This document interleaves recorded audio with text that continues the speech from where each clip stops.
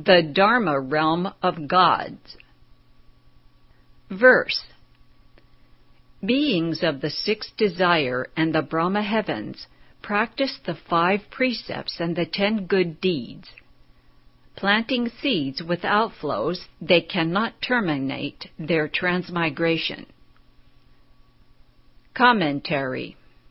Beings of the sixth desire and the Brahma heavens.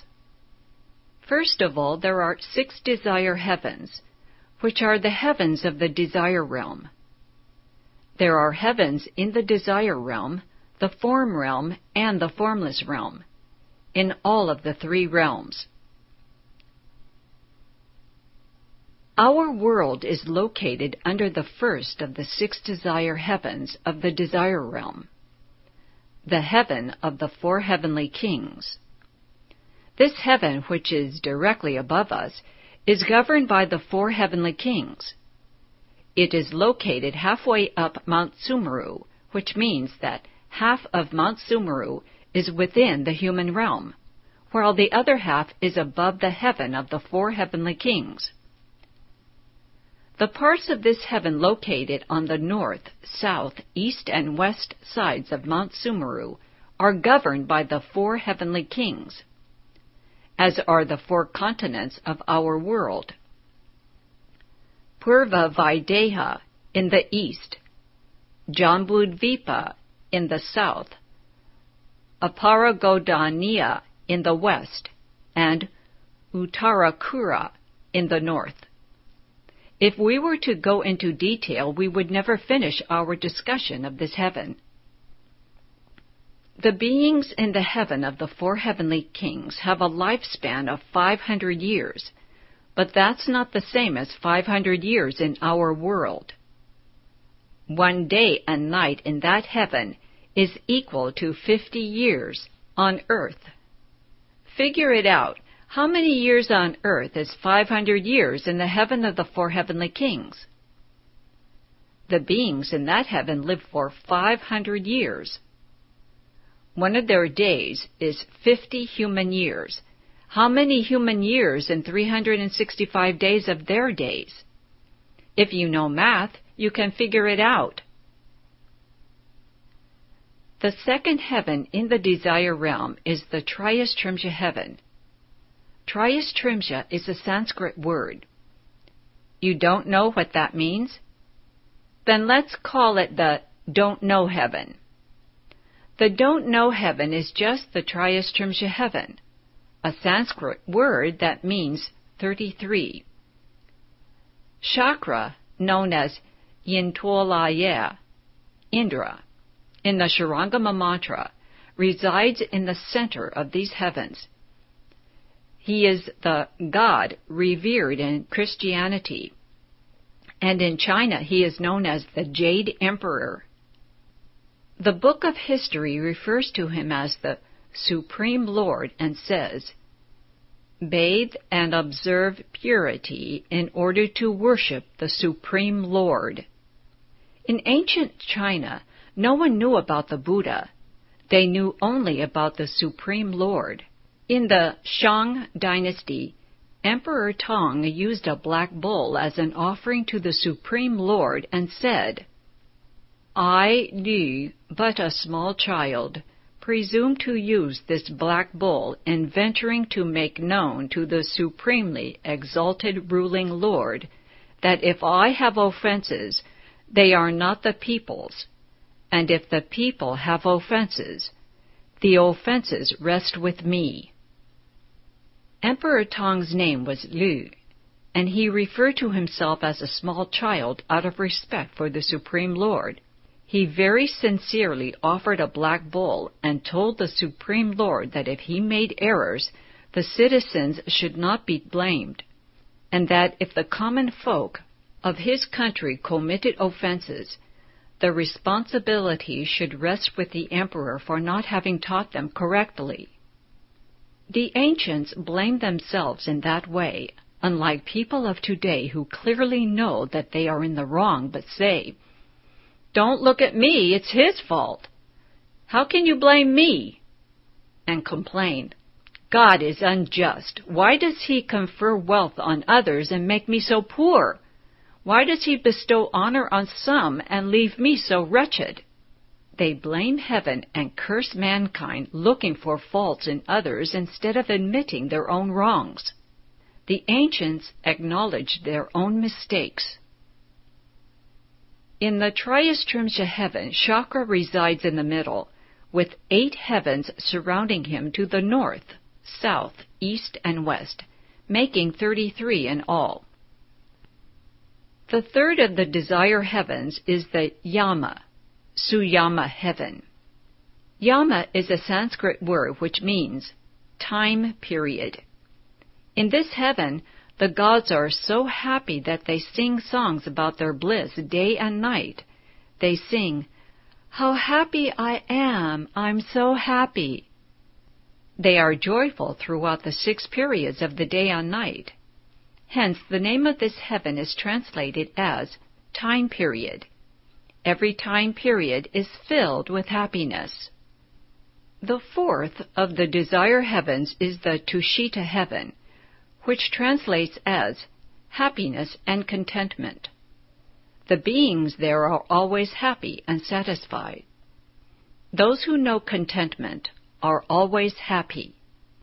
That heaven is called the heaven of contentment, because the beings there never have a worry or care from morning to night. They don't have any afflictions or worries. The fifth of the desire heavens is the heaven of the transformation of bliss.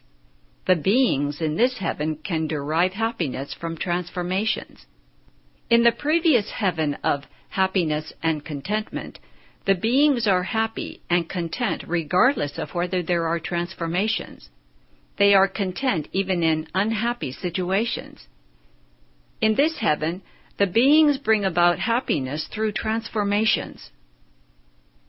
The sixth of the desire heavens is the heaven of the transformation of others' bliss. The beings of this heaven haven't any bliss of their own, but they can take it from beings in other heavens for their own enjoyment. Many demons live in this heaven along with their retinues. Why do they take the happiness of beings in other heavens? Because they are unreasonable. Common thieves in the world of men are generally gods fallen from the heaven of the transformation of others' bliss. Having fallen, they still have the habit of stealing money from others. The Brahma heavens include the Great Brahma heaven, the multitudes of Brahma heaven, and the ministers of Brahma heaven. Beings of the 6 desire heavens and the Brahma heavens practice the 5 precepts and the 10 good deeds. Because these beings cultivated the 5 precepts and the 10 good deeds, they obtain the blessings and rewards of the heavens. However, the cultivation of the 5 precepts and the 10 good deeds plants good roots that have outflows. So the verse says, planting seeds with outflows. It has nothing to do with anyone else at all. Notation: this last line is actually from the verse of the Dharma realm of people. You yourself are responsible. It's not easy to explain the sutras. I don't prepare ahead of time for my lectures.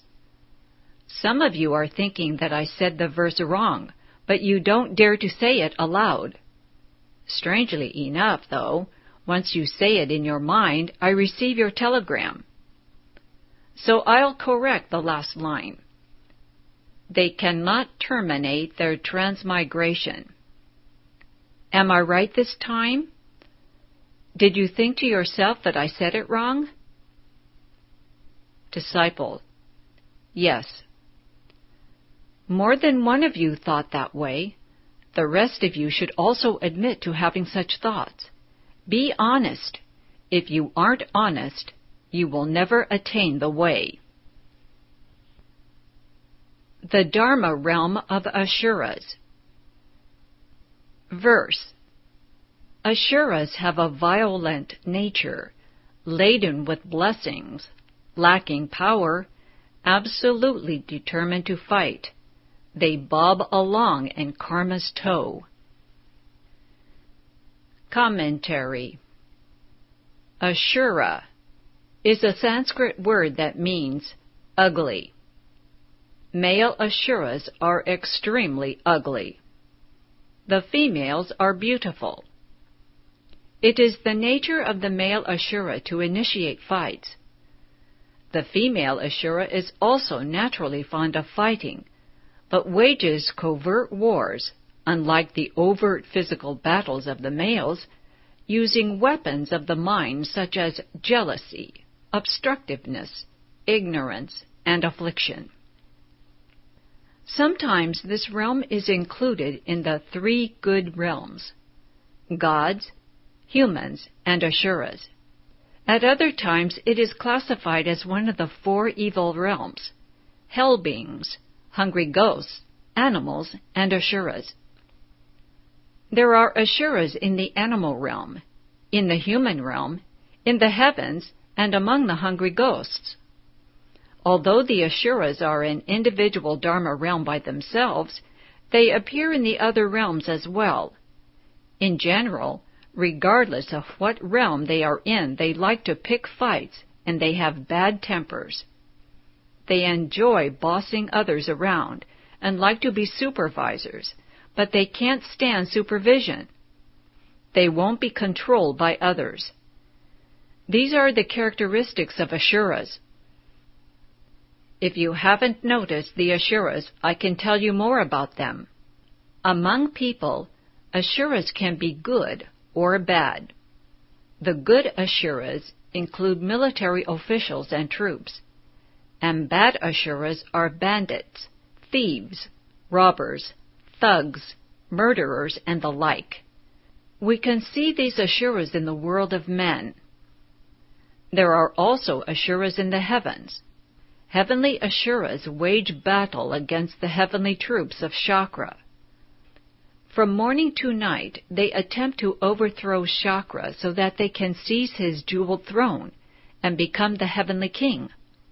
But no matter what strategy they use, they are always defeated because they are laden with blessings, lacking power. They have accumulated the blessings that earn them rebirth in the heavens, but they have no authority there. For that reason, they are invariably defeated in their battles with the heavenly troops. Are there Asuras in the animal realm? Yes. Tigers, for instance, are Asuras among the animals. Lions and wolves are also Asuras among the animals. These Asuras bully the other animals. Wolves, tigers, and lions kill other animals for food. They prey on other animals because they have the nature of Asuras. Snakes and eagles are also Asuras. In general, Asuras are utterly unreasonable and have huge tempers. They are constantly blowing their tops. Too much temper. There are also Asuras in the hungry ghost realm, and they go around bullying other ghosts. The realm of hungry ghosts has kind ghosts and evil ghosts. Evil ghosts are utterly unreasonable. Ghosts are not reasonable to begin with, but these Asura ghosts are even more unreasonable. And so the verse says, Asuras have a violent nature. They have explosive tempers, laden with blessings, lacking power. They have heavenly blessings but lack heavenly authority. They fight for power and advantage but fail to obtain them. Absolutely determined to fight. They love to fight and wage war. The modern world is a world of Asuras. Everyone is fighting and struggling, trying to knock each other down. Asuras are so belligerent that they can keep fighting for 100, 200, 300, 500, or even 1,000 years. They could fight for 1,000 years without getting tired of it.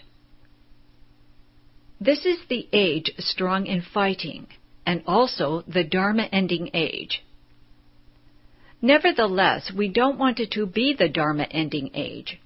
We want the proper Dharma to prevail. We should vow that wherever we go, the proper Dharma will prevail. If we do that, every place we go will become a place of genuine Dharma. If everyone fulfilled this vow, the Dharma-ending age would become the proper Dharma age. We can turn the situation around.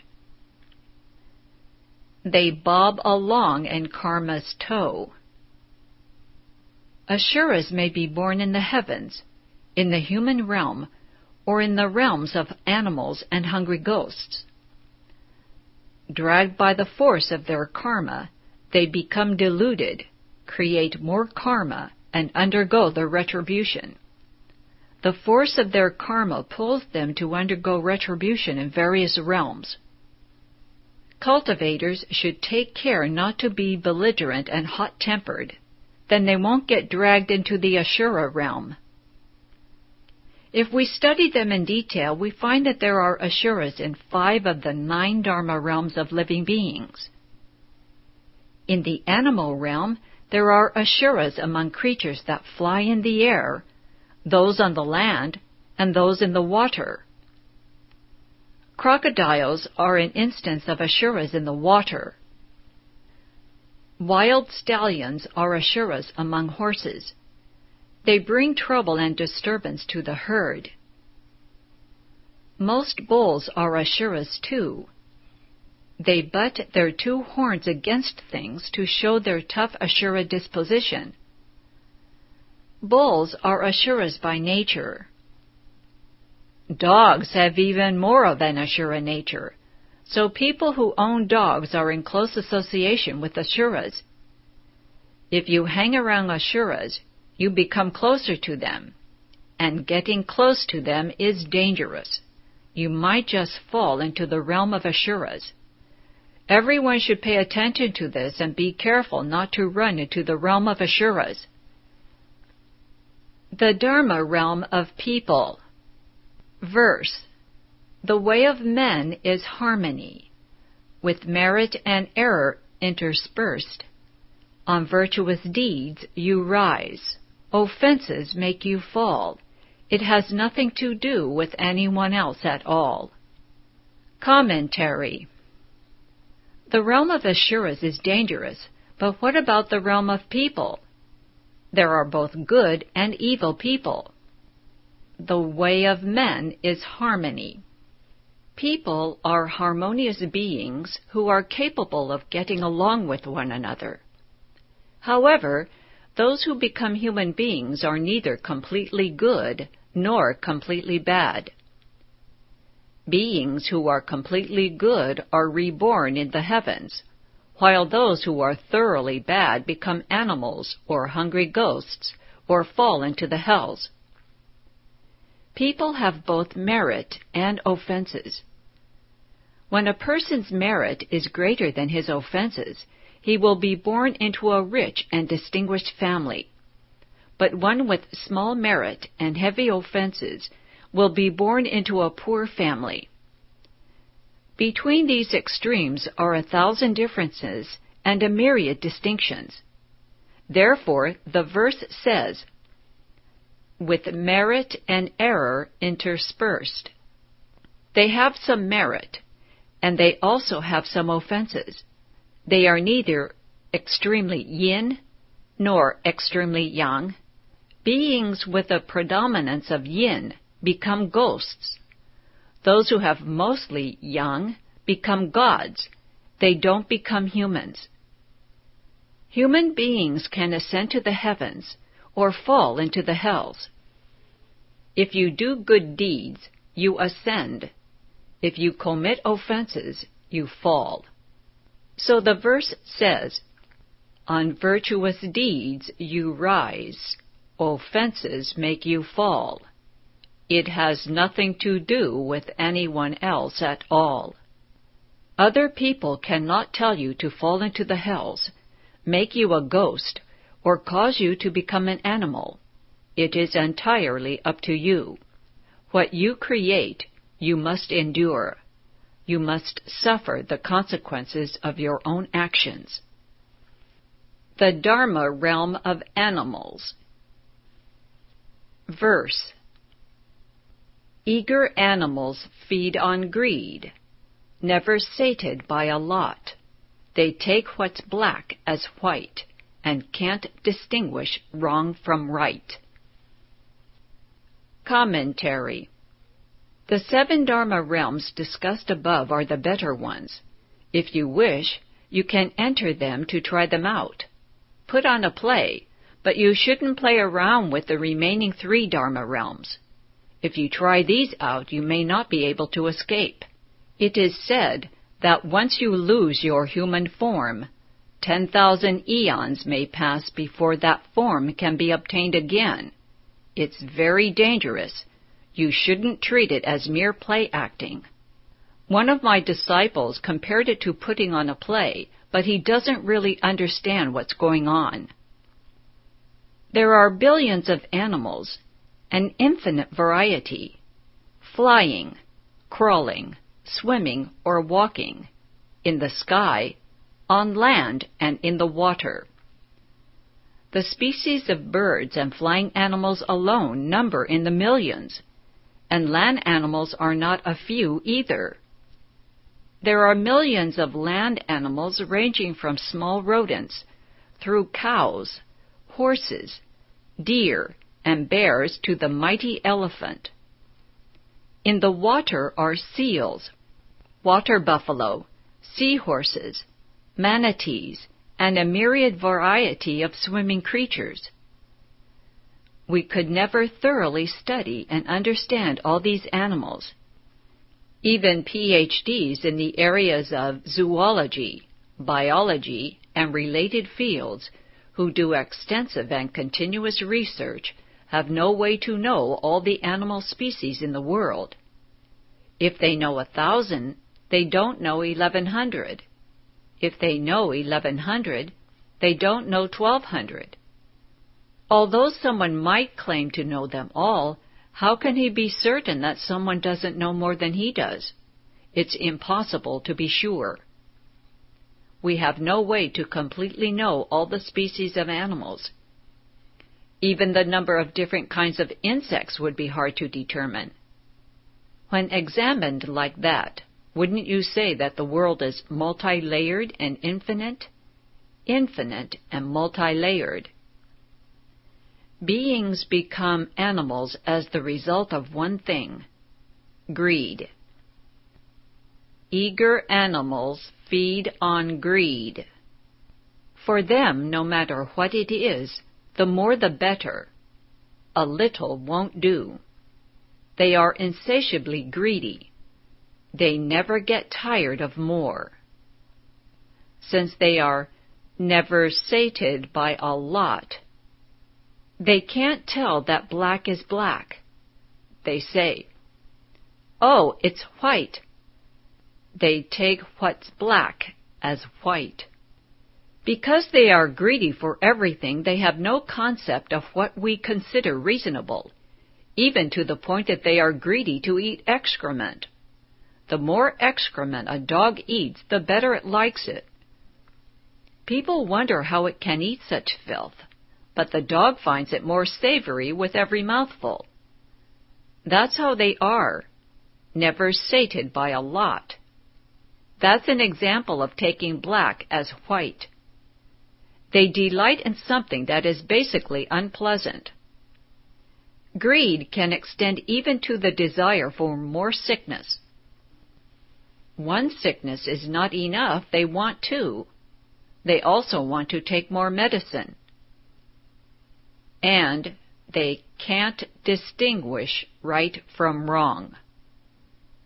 Animals are not clear about right and wrong because they lack the ability to reason. How did they get that way? Simply through greed. They become muddled, and ignorance envelops them so that they become totally oblivious to anything rational. Take heed and don't be greedy. People who have left the home life should not be greedy for money. But some say, the more the better. Such greed puts you in grave danger, and it is easy to become an animal as a result. People who have left the home life can't fall, you may say. If they don't cultivate according to the Buddha's precepts, they will fall even faster. The ancients had a saying, "Many of those standing at the gates of the hells are Sanghas and Taoists." All the old Taoists and Buddhist monks who were greedy are waiting at the doors of hell saying, "Quick, send me to the hells. Hurry up and let me come in." Once in, it's a lot of fun inside. They think the hells will provide good entertainment, so they go there. But once they arrive, they realize it is not a game. The Dharma realm of hungry ghosts. Verse. The ghostly crew delights in hate, deluded by effects, confused about cause. Their ignorance and upside-downness grow greater each day, deeper each month. Commentary. Almost everyone has heard of ghosts, but not everyone believes in them. There are even Buddhist disciples who don't believe there are ghosts. Ghosts are masses of yin energy that have shadow and no form, or form and no shadow. Perhaps you have seen a dark shadow, but when you look closer it disappears. Or perhaps you've seen what seemed like a person, but which vanished in the blink of an eye. Such phenomena are difficult to understand. Among the 10 Dharma realms, we are discussing the Dharma realm of ghosts. There are as many different kinds of ghosts as there are grains of sand in the Ganges River. There are infinitely many kinds of ghosts. Some are affluent and powerful ghosts that reign as kings over the ghosts' realm. Some ghosts are poverty-stricken and devoid of authority. It is often the poor ghosts who bother people and go about causing trouble. If you want to know how many kinds of ghosts there are, work hard at cultivation, open the 5 eyes and 6 spiritual penetrations, and then you'll know. As to people who say there are no ghosts, I tell them that if there are no ghosts, then there are also no Buddhas, people, or animals, because animals are transformed from ghosts, as are people, asuras, and so forth, even to gods, arhats, pratyeka Buddhas, bodhisattvas, and Buddhas. All realms come from the realm of ghosts, because the 10 Dharma realms are not apart from a single thought of the mind, and one thought of the mind creates the 10 Dharma realms. By conducting yourself as if you were a ghost, you fall into the ghost's realm. Acting as a person does, you come to the human realm. Behaving like an asura, you join the ranks of asuras. Assuming the practice of an arhat, you enter the realm of arhats. Behaving like one enlightened to conditions, you enter that realm. Doing the deeds of a bodhisattva, you join the retinue of bodhisattvas. Performing the work of a Buddha, you realize Buddhahood. If you commit hellish offenses, you fall into the hells. All of this is brought about by one thought that is right now in your mind. Thus we say that the 10 Dharma realms are not beyond a single thought. The ghostly crew delights in hate. Ghosts enjoy exploding in a fiery rage when people are not good to them, and even when treated well, they still get angry. They like nothing better than giving people trouble. They give you trouble whether you are good to them or not. There is an old saying, lighting a stick of incense calls forth ghosts. People light incense to pay respects to ghosts. Before you've paid respect to them, they don't bother you, but once you make their acquaintance, the ghosts become a nuisance, make you sick, or give you some other trouble. Confucius said, "Respect the ghosts and spirits, but keep them at a distance." It is wise to pay respects to the ghosts and spirits, but otherwise keep your distance and don't get too close to them. Deluded by effects, confused about cause. They are unclear about results and don't understand their causes. As a result, they can't tell good from bad.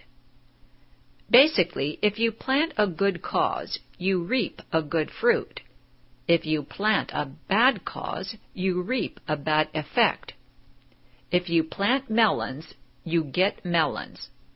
Plant beans, and you'll get beans. Ghosts don't understand that. They plant eggplant and anticipate eating hot peppers, or plant hot peppers and think they will harvest cucumbers.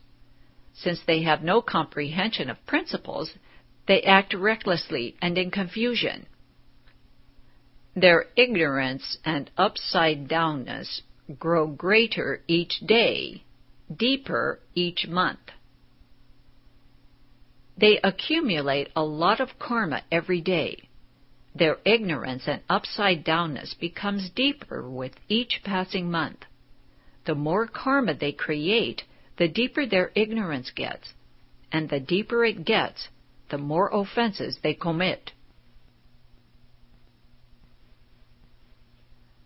The Dharma realm of hell beings. Verse. The hells with anxieties and sufferings are devoid of doors, yet one bores right in. Giving rise to delusion, deeds are done. Retribution is born in due accord. Commentary. The hells are miserable places. Anyone who would like to take a vacation in the hells can do so at any time. I can guarantee that you'll get there right away. How? It is said, "Depressed and melancholy you roam through the hells. Happy and smiling you enjoy eternal youth. Weeping and woe make a small dark room in the hells." Once you become worried, you travel to the hells to take a vacation. If you get worried, you plant a seed for the hells. If you smile, you plant a seed for the heavens. It is said, "From ancient times the divine immortals have had no other practice than merely being happy and not being sad." If you become depressed, you take a trip to the hells. If you smile all the time, you look youthful even if you are old. If you cry, you give yourself a lot of vexation. In general, there is no happiness in the hells. They are full of sufferings and distress. The hells with anxieties and sufferings are devoid of doors, yet one bores right in. Unlike jails built to hold criminals, the hells haven't any doors. However, if you are due to go to the hells, when you arrive it is just as if a door opened, because you will find yourself worming and boring in where there was no entrance. Giving rise to delusion, deeds are done. Why do you go to the hells? Ignorance and afflictions make you stupid and confused, so you create bad karma and don't do good deeds. Retribution is born in due accord. When you create bad karma, you fall into the hells to undergo retribution. There is no end to the cycle once it starts. You receive exact payment for whatever karma you create, and the retribution is never off by even a hair's breadth.